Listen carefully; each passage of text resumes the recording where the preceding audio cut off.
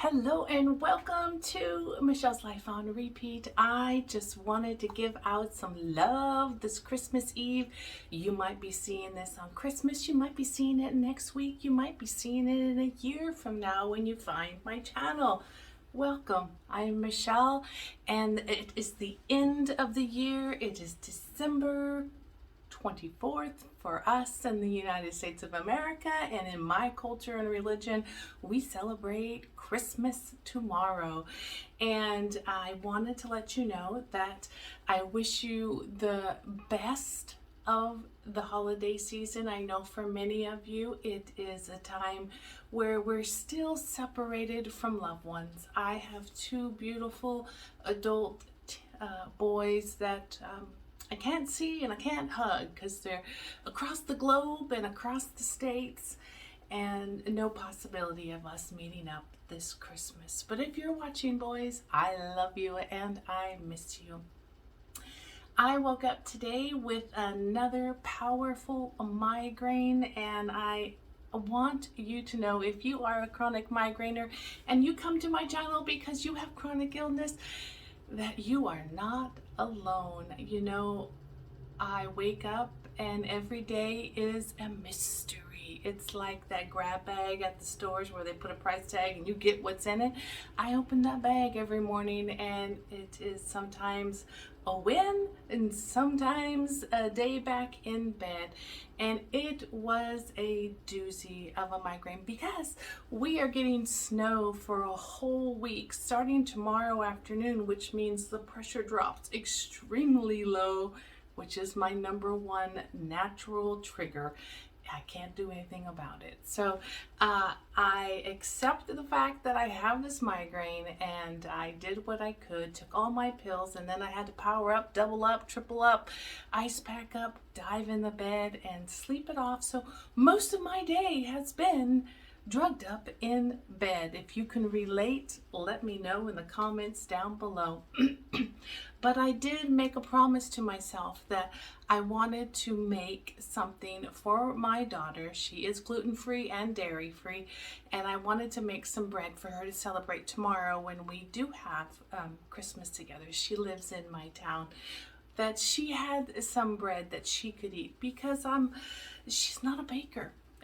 She is a very gifted artist. That painting in the back is one of hers. There's a lot of them around my house. You might think, who did that? My daughter. She is highly gifted in the arts, whereas me, I am highly gifted maybe in the kitchen, and we are polar opposites. She tries so hard, and she has mastered a few things: the apple pies and rice and tater tots and corn dogs. But I made her a loaf of bread, and I wanted to share it with you in case you have someone in your life that's gluten-free and or dairy-free. Primarily, if it's gluten-free, you can remove the little bit of dairy that it asks for and replace it with a dairy substitute via soy milk, almond milk, rice milk, or just plain water. You know, there's a lot of options out there. And I wanted to share with you that this person, her name is Erica, and she has a blog on a webpage called alittleinsanity.com. And she is this sweet gal. I have been following her for years. I will put her link down below.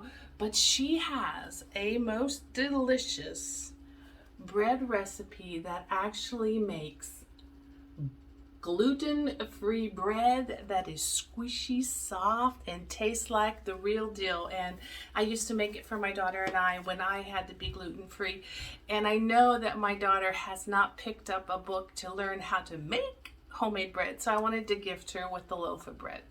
That was my goal today. That, and on this Christmas Eve, my pooch, my love, my Bella girl, she smelled like a dog. So I said, that's not acceptable. We cannot go to Grandma's house smelling like a hound dog. So I just scrubbed and washed her face and her back underside, and she will be all pretty and smelly and nice. smelling for tomorrow's social event. You know, everyone wants to scrub and rub and handle her head, that it just gets sweaty fast. So anyway, I have my 2 things accomplished so far.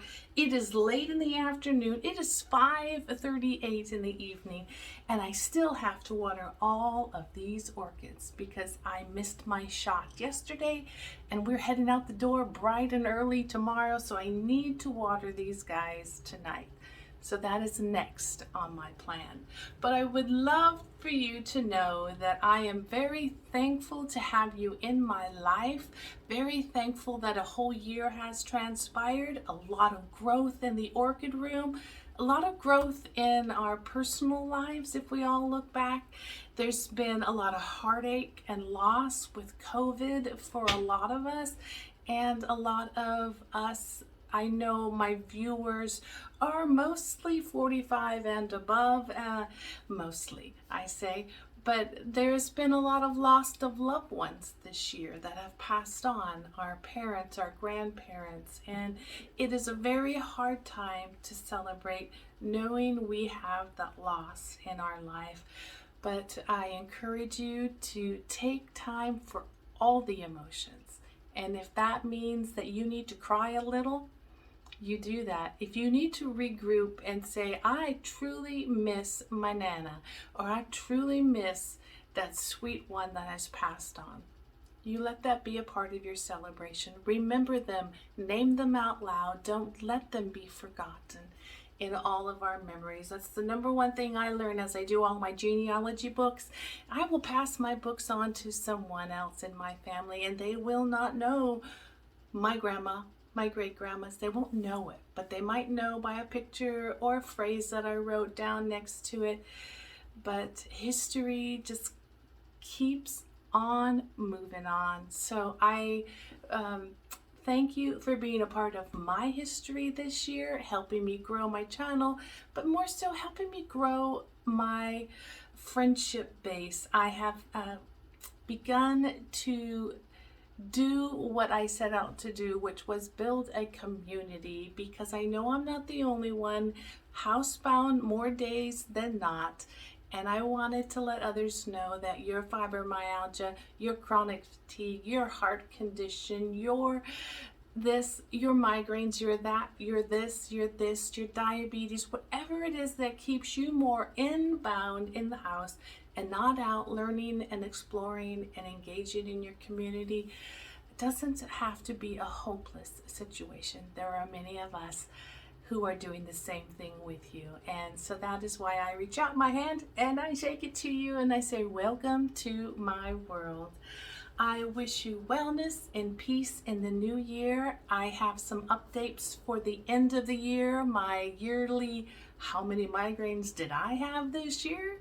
That'll come up next week, so I look forward to talking with you. And I have 2 orchids I want to show you real fast. Let me grab them.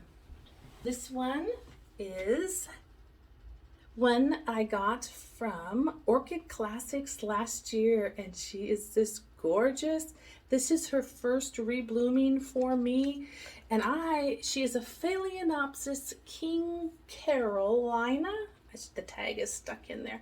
I think it's King Carolina, ta-da, little zebra, or Tadia, or Taida, but I say ta-da. But she is beautiful with her stripes. And I have one other first time rebloomer. Let me grab her for you. She is an orchid that we are going to have to give her a name. She has rebloomed. She is gorgeous.